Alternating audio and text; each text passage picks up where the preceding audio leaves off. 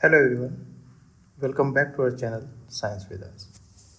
आज हम लोग एसी ब्रिजेस में मेजरमेंट ऑफ द इंडक्टेंस के लिए जो ब्रिज यूज़ होता है मैक्सवेल ब्रिज, हम लोग उसको पढ़ेंगे। तो इस ब्रिज को पढ़ने से पहले लास्ट लेक्चर में हमने जो व्हीट स्टोन ब्रिज पढ़ा था, हम लोग उसको एक बार क्विक रिवाइज कर लेते हैं। तो हमने क्या पढ़ा था व्हीट स्टोन ब्रिज में? आइए व्हीट स्टोन ब्रिज को हम WB से डिनोट कर देते हैं। बेसिकली हमने कहा था ये क्या था, डीसी ब्रिज था। ओके, हमने ये कहा था कि इसका यूज़ हम लोग आर मेजरमेंट में करते हैं और इसके लिए हम लोगों ने कंडीशन प्रूफ की थी। वो क्या थी? R1 upon R2 is equal to R3 upon R4। और हमने ये कहा था कि कोई भी तीन रेजिस्टेंस अगर हमें पता है तो हम लोग फोर्स रेजिस्टेंस को मेजर कर सकते हैं या कैलकुलेट कर सकते हैं। जैसे इस फार्मूले में सपोज हम लोगों को R2 पता है, R3 पता है, R4 पता है, तो हम लोग R1 कैलकुलेट कर लेंगे। सिमिलरली अगर आपको R1 पता है, R2 पता है, R4 पता है, तो आप R3 को मेजर कर लेंगे। तो कोई भी तीन रेजिस्टेंस अगर आपको पता है तो आप चौथा रेजिस्टेंस को आप मेजर कर लेंगे। ठीक है, तो ये आपका व्हीट स्टोन ब्रिज था, ये डीसी ब्रिज था। इस ब्रिज के प्रिंसिपल पे हमारा मैक्सवेल ब्रिज भी वर्क करता है। तो आइए शुरू करते हैं मैक्सवेल ब्रिज को। सबसे पहले हम लोग स्टेटमेंट देखते हैं मैक्सवेल ब्रिज की क्या स्टेटमेंट है। तो बेसिकली जो मैक्सवेल है इसका यूज़ होता है इंडक्टेंस मेजरमेंट में। ओके, कब हम इंडक्टेंस मेजरमेंट कर सकते हैं? When the bridge is in balance condition, कि जब ब्रिज हमारा बैलेंस कंडीशन होगा तब हम इंडक्टेंस मेजर कर सकते हैं। बैलेंस कंडीशन क्या होती है? जब कभी no potential difference observe at the detector. Okay, आइए इस फिगर को ध्यान से देखिए। सपोज ये हमारा फिगर 1 है, ये हमारा AC सोर्स है। हमने इस रेजिस्टेंस का नाम R1 दिया, ये इंडक्टर हमारा L1 है। ओके, ये रजिस्टर हमारा R3 है, ये रजिस्टर हमारा R4 है, ये रजिस्टर हमारा R2 है और ये इंडक्टर L2 है। ओके, इस AC सोर्स की वजह से हमने कहा कि हमारे सर्किट में करंट फ्लो कर रही है जिसका नाम I है। ओके, यहाँ पे हमारा जो करंट फ्लो है R1 L1 के थ्रू वो I1 है, R2 और L2 के थ्रू जो करंट फ्लो कर रही है वो हमारी I2 है।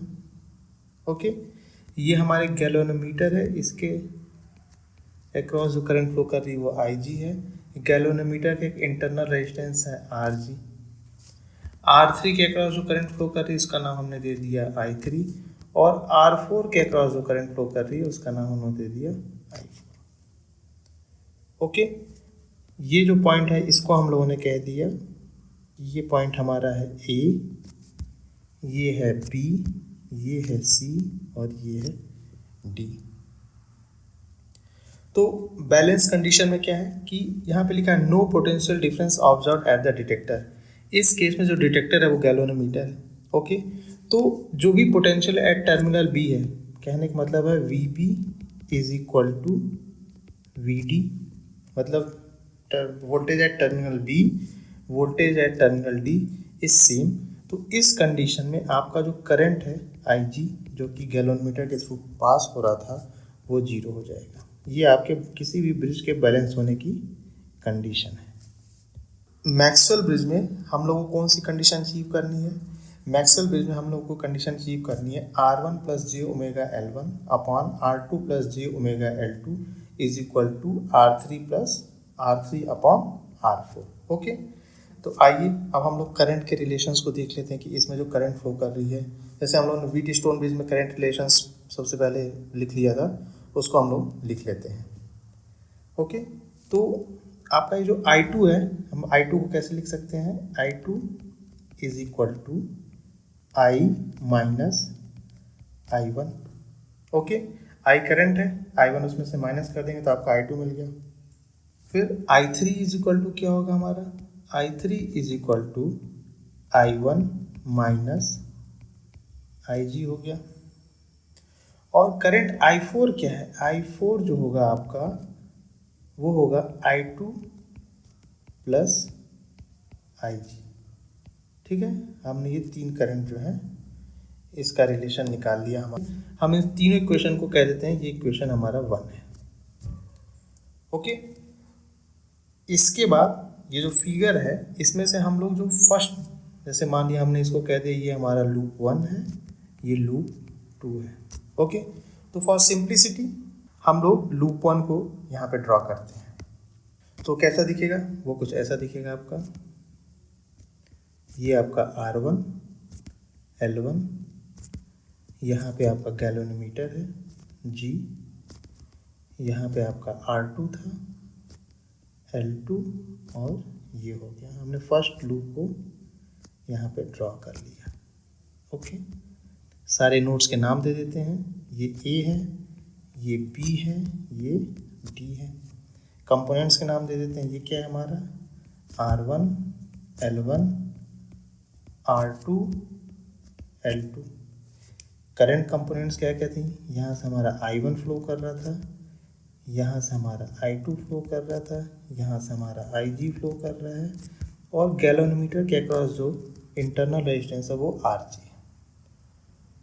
ओके, अच्छा, इसको हम लोग फर्दर सिंप्लीफाई करके इस फिगर को कुछ ऐसे बना देते हैं। इसको हमने कह दिया ये हमारा Z1 है, ये आपका गैलोमीटर, ये हमारा Z2 है, तो ये हो गया G, this is Z1, this is Z2, same terminal name A B D, current भी सेम इसमें फ्लो करेगी IG I1 I2। ठीक है, आइए अब हम लोग यहाँ पे लिख लेते हैं Z1 क्या है हमारा। तो Z1 is equal to R1 plus J omega L1। Similarly Z2 is equal to R2 plus J omega L2। Okay, अब इस लूप में जो फिगर हमारा 2 है, ये फिगर 2 है और इसका हमने नाम दे दिया 2A। फिगर 2A है, इसमें हम लोग लूप एनालिसिस करते हैं। तो हमारा लूप का नाम क्या है, A B D A। Okay, हमने ले लिया। तो हमने कहा कि ये जो हमारा फिगर 2A है, इसमें जो करंट फ्लो कर रही है वो क्लॉकवाइज डायरेक्शन में फ्लो कर रही है। ओके, मतलब कहने का मतलब करंट हमारा कुछ ऐसे इसमें फ्लो कर रही है। तो आइए हम शुरू करते हैं। तो क्या हो जाएगा आपका, वोल्टेज आपका 0 is equal to I1 Z1 plus IG RG minus I2 Z2। यहाँ आप फिगर में ध्यान से देखेंगे, जो I2 करंट है इसकी डायरेक्शन एंटी क्लॉकवाइज है। ठीक है, ये जो I2 करंट है आपकी, इसकी डायरेक्शन आपकी क्या है, वो एंटी क्लॉकवाइज डायरेक्शन है। तो एंटी क्लॉक है तो उसका डायरेक्शन क्या होगा, अपोजिट होगा I1 के, तो हमने माइनस साइन ले लिया। I1 और IG के अपोजिट डायरेक्शन में फ्लो कर रही, इसलिए हमने माइनस साइन ले लिया। ओके, हमने कह दिया इसको इक्वेशन नंबर 2। सिमिलरली हम जो सेकंड लूप है उसको यहाँ ड्रॉ कर लेते हैं। तो वो कैसा दिखेगा, वो कुछ इस तरीके से दिखेगा। हमारे गैलोमीटर है, ये हमारा R3 है, ये R4 है। Okay, this is galvanometer. इसमें जो करंट फ्लो कर रही थी वो हमारी IG थी, इसका जो इंटरनल रेजिस्टेंस RG था, यहाँ पे करंट था I4, रेजिस्टेंस R4, यहाँ पे करंट फ्लो कर रही थी I3, resistance R3। Nodes name लिख लेते हैं B C और D।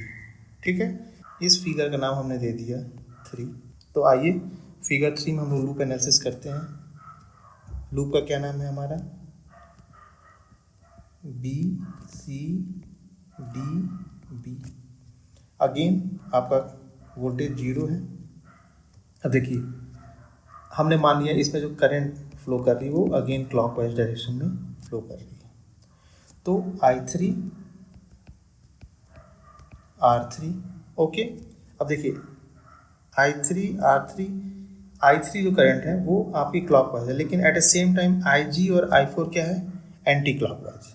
ओके, तो हम लोग negative sign I G R G minus I four R four. इसको लिख सकते हैं नहीं लिख सकते हैं? ये हो गया हमारा इक्वेशन नंबर 3।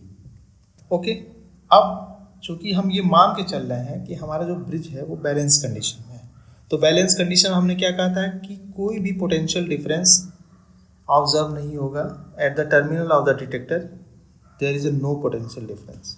तो बैलेंस कंडीशन हम लोगों ने क्या कहा था कि डिटेक्टर जो कि हमारा गैलोमीटर है उसके टर्मिनल पे जो पोटेंशियल है उसमें कोई भी डिफरेंस नहीं है। मतलब इन बैलेंस कंडीशन में हम फिर से रिवाइज कर ले रहे हैं कि V B is equal to V D. अगर पोटेंशियल डिफरेंस नहीं है दोनों टर्मिनल पे तो हमारा जो करंट है आई जी वो जीरो हो जाएगा। ठीक है, ये हमारी बैलेंस होने की कंडीशन थी, ये हमने ऑलरेडी लिख रखा है। तो इक्वेशन 2 और 3 में जो आई जी का कंपोनेंट है ये कंपोनेंट आपका जीरो हो जाएगा और ये कंपोनेंट आपका जीरो हो जाएगा।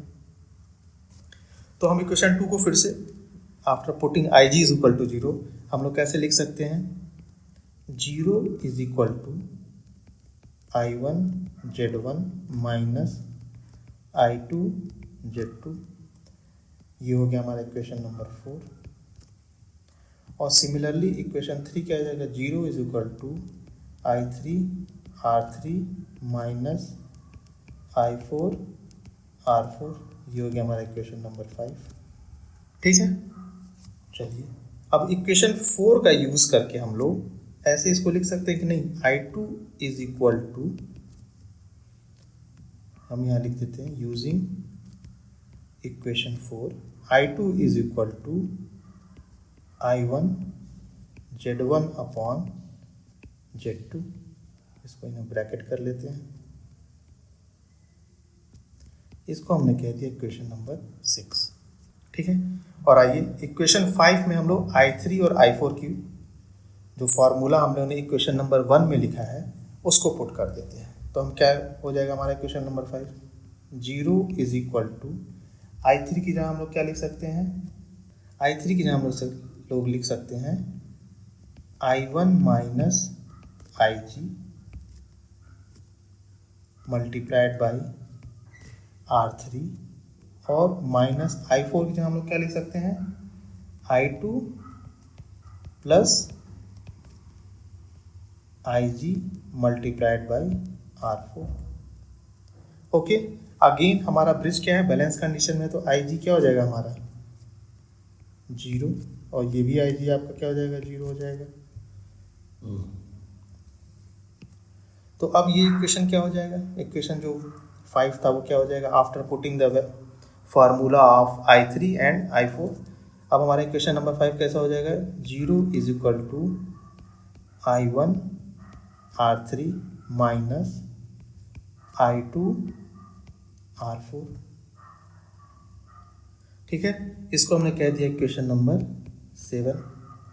और इक्वेशन नंबर 6 से हम लोग I2 की वैल्यू इक्वेशन नंबर 7 में पुट कर दें तो क्या हो जाएगा? Zero is equal to I1 R3 minus in a bracket I1 Z1 upon Z2 into R4।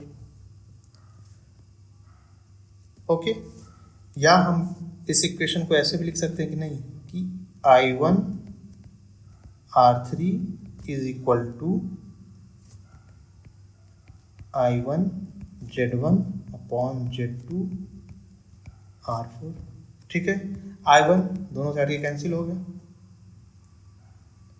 तो हम इसको ऐसे लिख सकते हैं कि नहीं, R3 upon R4 is equal to Z1 upon Z2। ठीक है, अब यहाँ पे हम लोग Z1 को लिख सकते हैं कि नहीं, Z1 is equal to R1 plus J omega L1 और Z2 is equal to R2 plus J omega L2। इसको हमने कह दिया इक्वेशन 8 और इस पोर्शन को हमने कह दिया इक्वेशन 9। तो हम क्या लिख करें यहाँ पे? पुट 9 इन 8। तो हमारा क्या इक्वेशन फाइनल इक्वेशन डिराइव हो क्या आएगा, R1 plus J omega L1 upon R2 plus J omega L2 is equal to R3 upon R4। यही तो हम प्रूफ कर रहे थे मैक्सवेल्स इक्वेशन में। तो आज के लिए बस इतना ही। Thank you very much for watching our videos. Please like, share and subscribe to our channel Science with Us. Thank you. Bye.